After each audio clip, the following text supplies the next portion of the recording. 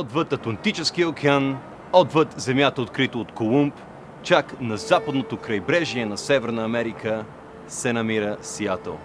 Според мен най-красивият, а същевременно от най-бързо развиващите се градове на Съединените щати. И няма по-активно пристанище, търгуващо с Азия в Северна Америка от това. Но просперитетът на този град далеч не се дължи изцяло и само на търговската му политика.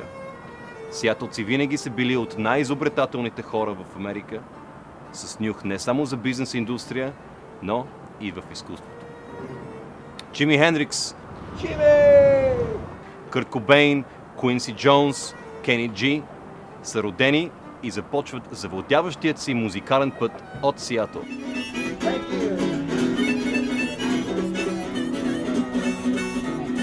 Америка, страната, в която всичко е възможно, и този град не е изключение. Най-голямата статуя на Ленин, която съм виждал някъде по света. Компании като Microsoft, Starbucks, Amazon и Boeing са създадени тук, а най-богатият и влиятелен бизнесмен в света, Бил Гейтс, създателят на Microsoft, също е роден в този впечатляващ град. Ето тук се намира най-задружното и вдъхновяващо българско общество извън България. Няколко хиляди българи живеят в Сиатъл. Тези българи не са забравили родината си. Тук българската музика и традиции се почитат и уважават.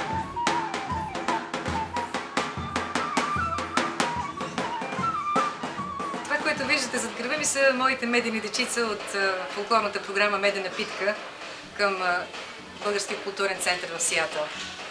Идеята на тази програма е децата да се събират, да се веселят, да общуват, да пеят на български, да разговарят на български, да танцуват по български. Особено приятно е, че след като "Медена битка" завърши срещите си в събота, започва времето на работилницата. Това е нашата фолклорна програма за възрастни, които на сега наричаме хора ботилница. Тъй като ние се събираме и играем хора. През 2013 година неколцина мъже започнаха да разучават коледарски песни.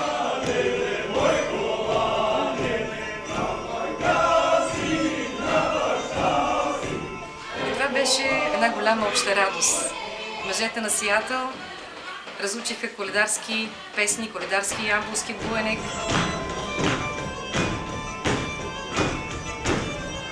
Това стана част от един прекрасен спектакъл "Заедно на Коледа". И лека по лека всичките тези общи дейности всъщност вършат онова, за което те са създадени. Да събират хората, да създават общи радости, да създават общ репертуар. Когато бях тинейджър, аз видях един самодеен състав в Сиатъл, ансамбъл "Коледа" се казва. И просто паднах в любов. Мой живот беше доста труден, но с български песни, с българи, с българска култура имам много богат живот и чувствам много голям отговорност да давам богатство на българска култура на другите. И за това преподавам песни в цяла Америка за много години. Разбира се, вече не съм чак млада, като беше, като бях. И сега преподавам песни за българки, в български гласове в Сиатъл.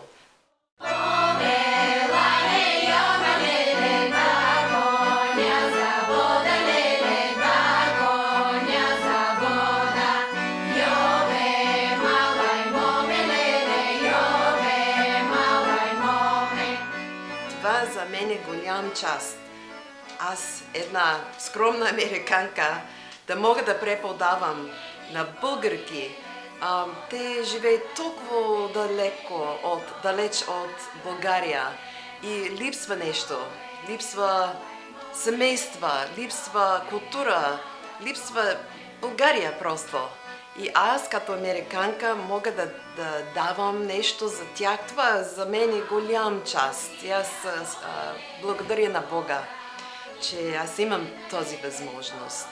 През 70-те години американци първоначално идват на съборите в България и попиват нашата музика и култура. Когато се връщат в Америка, се оформят първите изцяло американски ансамбли, изпълняващи български фолклор. Ансамбли, облечени в нашите носии, които играят нашите хора, вдъхновени от нашата музика и култура и душата на България, която живее в Сиатъл. Миналата година една нова певица, тя се казва Пенка, баба Пенка, тя дошла да гледа внуците. И дъщеря на Пенка, Злата се казва, тя мисли, ще бъде много добре за баба Пенка да посреща с други българки всяка седмица. И за нас, за нашия хор, тя е нещо невероятно. Ние правихме филм, аз съм продюсер за филм на баба Пенка. Това се казва Пенка. Злато!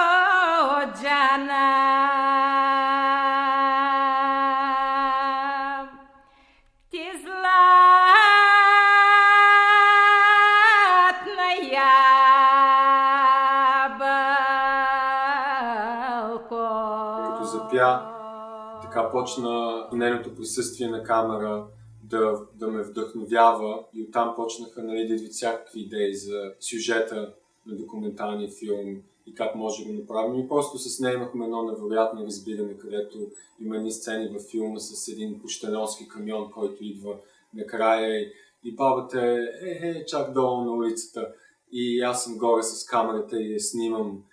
И минава пощеновския камион и аз седа и снимам. И как да кажа на бабата, нали, бабо, спри, обърни се. И какво прави бабата? Точно преди да влезе в къщата, спира, обръща се и поглежда пощеновския камион, който минава. И после се обръща съвсем спокойно и си влиза в къщата. Такива уникални моменти в този филм, нали, работейки с една блага жена от едно поколение, което аз лично съм нямал много връзка с него. Е едно невероятно богатство, което много се радвам, че има възможност да споделя с вас. И може би връх на мой хор беше Songs of Our Families. Това е поздрав специално за моята внучка. И почваме. Дона на порти седеше, Маридона на порти седеше, Алена кърпа държеше и силе, цветови треше, Алена кърпа. Това беше цяла година, всяка жена в нашия хор did research в семейството си. Те питаха баба си, дядо си, чичо и съседи в България, какви песни спомнихте. Да, аз запомня, като баба Радка в това улица, нали, тя прави баница и пее, когато прави баницата.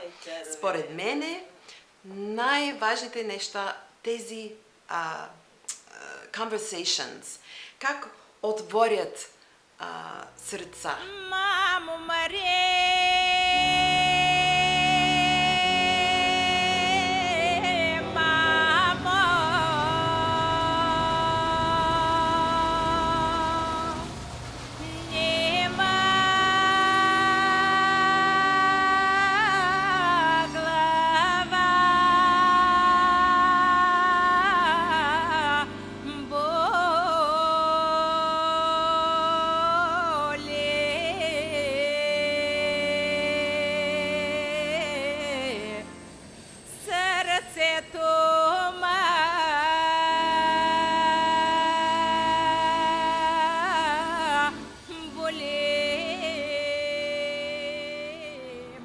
Пътувал съм по света, май доста съм пътувал.